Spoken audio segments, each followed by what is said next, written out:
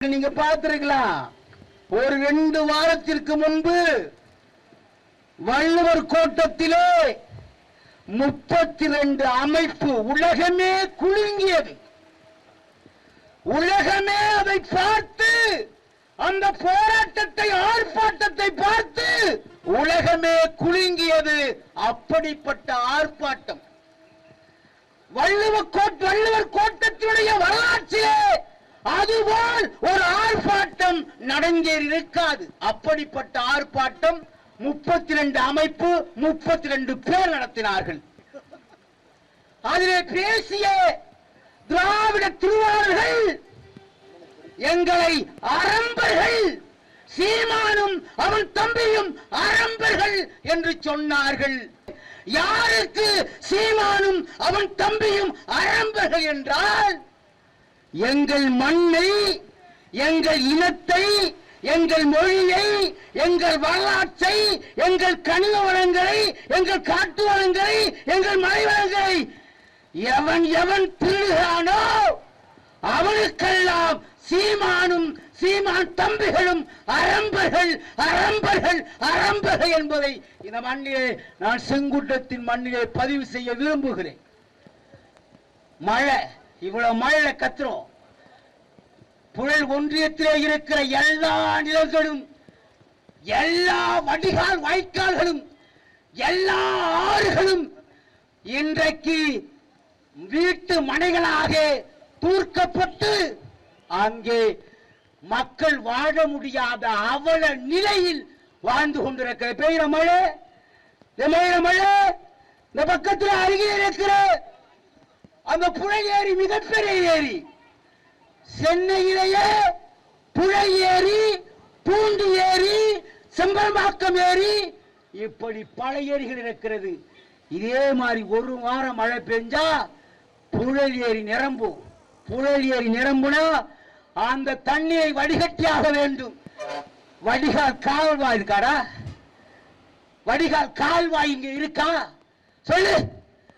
நானும் எங்கள் மாவட்ட செயலாளர் அவர்களும் கலெக்டர் ஆபீஸர் மனு கொடுத்து பார்த்துட்டோம், தாசில்தார்ட்ட மனு கொடுத்து பார்த்துட்டோம், வடிகால் வாரியத்திலே மனு கொடுத்து பார்த்துட்டோம், எல்லா இடத்திலையும் மனு கொடுத்து பார்த்து விட்டோம்.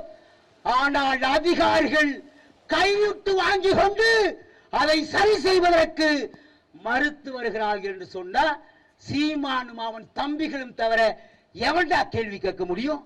சொல்லு. நாட்டில யாரு கேள்வி கேட்க முடியும்? எங்க அண்ணனை திட்டிய வா, எங்களோடு கருத்தியலோடு மோது, கருத்தியலோடு மோதினால் நாங்கள் மோதுவதற்கு நீ யாராயிரு, நீ யாராயிரு, என் முப்பாட்டன் ராமனுடைய பிள்ளைகள் நாங்கள், நீ யாராயிரு, வா, மேடை போட்டு பேசு. அதை விட்டு விட்டு சீமான திட்டுது, சீமான வயிறு. என்னடா உங்க அரசியல்? என்ன உங்க அரசியல்? சீமான் மாத்திரமே திட்டுதா உங்க அரசியல்? எவ்வளவு பிரச்சனை நாட்டில்? இன்னைக்கு 1 லிட்டர் பெட்ரோல் 105 ரூபாடா. 1 லிட்டர் பெட்ரோல் 105 ரூபாய் விலையேற்றினால் அனைத்து பொருள்கள் விலையேறும். இத போய் நீங்க யாரை கேட்கணும்? மோடி கிட்ட போய் கேட்கணும். மோடி தான் இந்த நாட்டினுடைய முதன்மை அமைச்சர். அவர்கிட்ட போய் உங்க அரசியலை பண்ணுங்க. எங்க சீமான் அண்ணனடா முதலமைச்சர். முதலமைச்சர் கருணாநிதியுடைய மகன் ஸ்டாலின் அவர்கள். அவர்கிட்ட போய் என்னங்க பெட்ரோல் 105 ரூபாய் விற்குதுன்னு கேளுங்க போய். இந்த சுந்தரவல்லி ஒரு அம்மா இருக்கு, சுந்தரவல்லி. அது சுந்தரவல்லியா கேடுகட்ட கல்வியான்னு தெரியல. அது பேசு பாரு வார்த்தை. புதுக்கோட்டையிலே இடி விழுந்து 3 விவசாய பெண்கள் இறக்கிறார்கள். எங்க புதுக்கோட்டை மாவட்டத்திலே இறக்கிறார்கள். இறந்து விடுகிறார்கள் என்று சொன்னால் அதை யார் அந்த குறையை தீர்ப்பது, அந்த குடும்பத்திற்கு நிவாரணம் கொடுப்பது? இதுதான் கேள்வி. யார் நிவாரணம் கொடுக்க வேண்டும் என்று சொன்னால் தமிழ்நாட்டின் முதலமைச்சராக இருக்கிற விடியல் அரசை தருகிறேன் என்று சொல்கிற முத்துவேல் அஞ்சுகம் பெற்ற கருணாநிதியுடைய மகன் ஸ்டாலின் அவர்கள் தான் அந்த குறையை தீர்க்கணும், நிவாரணம் கொடுக்கணும். அந்த சுந்தரவன் 3 அடி இருந்துகிட்டு அது என்ன பேச்சு பேசுது? யார்கிட்ட எப்படி எப்படி அரசியல் எங்கேயாவது பேசிட்டா பணம் கொடுத்துருவான்னு பேசுது சுந்தரவல்லி. அது பேசுது. இதெல்லாம் சீமானுக்கு கண்ணு தெரியாதா? ஏமா நீ போய் அங்க பணத்தை வாங்கிக்கிட்டு என் அண்ணன் சீமான் முதலமைச்சரா? நீ இந்த கேள்வியை எப்போதுமா கேட்கணும்? 2026 நீ அரசியல் இருந்தால் இந்த கேள்வியை முன்வை. ஏன் என்று சொன்னால் அன்னைக்குத்தான் என் அண்ணன் சீமான் அவர்கள் இந்த நாட்டிய முதலமைச்சர். அரிசி திடுறவன், பருப்பு திடுறவன், அண்டா திடுறவன், குண்டா திடுறவன் எல்லா பயிலும் ஏறான்டா. சேத்தமுட்டு, சிவகிழமை, சிங்காரம், சேவு, செம்பம், குருவி எல்லாரும் என் அண்ணனை பார்த்து கல்விசா. நாங்கள் தூய்மையான மக்களாட்சி தத்துவத்தை இந்த மணியை விதைப்பதற்கு அரசியல் பண்ண வந்தவர்கள். உங்களை மாதிரி அழக்கை பசங்க நாங்க.